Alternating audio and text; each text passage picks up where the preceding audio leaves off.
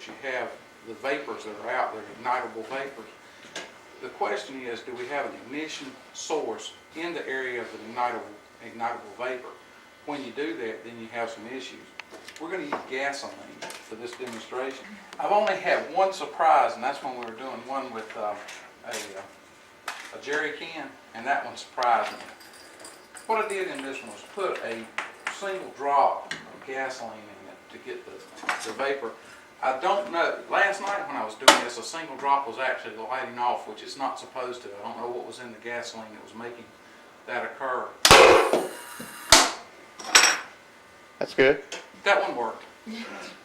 For the oil and television land, that was a pretty good explosion. I need my rubber stopper back again. There we go. And we got a really good ignition for a drop or two. The chain that's in here is nothing more than to make the air and the vapor mix together in a nice way so I can get a good blend. We're going to go back and put some oxygen in there and just show one of the things that you'll hear people sometimes say, well, it hasn't ignited, and it might be because it's just too rich to burn.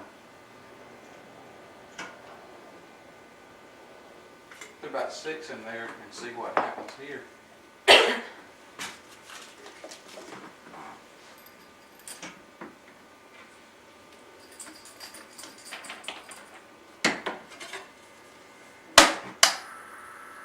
Now, finally, it didn't work, and you can hear it going. One of the things, though, that you'll hear, and Steve and I will talk back and forth, we'll talk about explosions. Steve will use the term blow up or explode more than I will. You'll hear me talk about fire. I was talking with a group down here one day, and they said, well, how do we prevent an explosion? And to me, that meant a whole different thing than the other guy that I was talking to.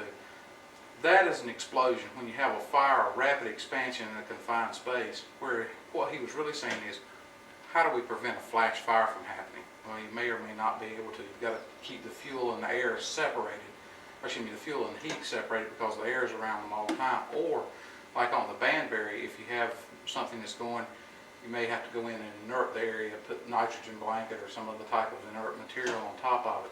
You explain again why the very first time you had the strong explosion, just with a couple of drops with the vapors, and then the last time when it didn't explode, you had more concentration of the liquid?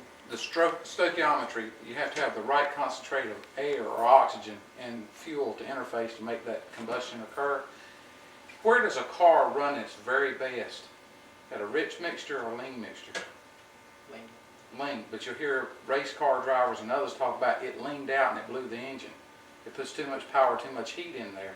So they're not actually, automobiles are not designed to run on that extremely lean mixture because it is so explosive. So you said you put oxygen in there when you put the 6 or 7. Oh, air. Air. Just air. Well, no, it had not enough oxygen in that the second time, or the third time. To ignite. Yeah. You put 6 or 7 drops, you didn't put enough hot. What I'm doing right here is just taking all the combustion products when I was waving it and getting the air back in there so that we have enough oxygen to make an actual combustion occur. Let's see if that works.